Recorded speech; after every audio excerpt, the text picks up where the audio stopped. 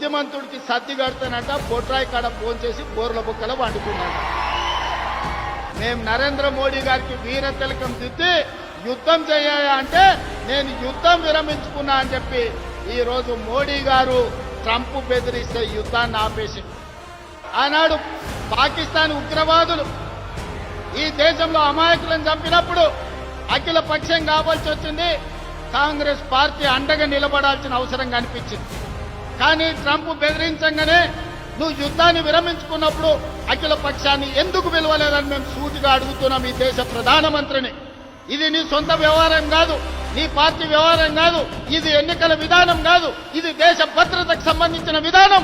దేశ భద్రత విషయంలో యుద్ధం చేయాల్సిన సమయంలో యుద్ధం విరమించడం ద్వారా 140 కోట్ల భారతీయుల యొక్క ఆత్మ గౌరవాన్ని ట్రంప్ దగ్గర తాకట్టు పెట్టొచ్చి ఇవాళ గొప్పల కోసం ఉపన్యాసాలు బీజేపీ వాళ్ళు ఇస్తున్నారు తప్ప ఈ దేశ భద్రత పట్ల వాళ్ళకు పట్టింపు లేదు.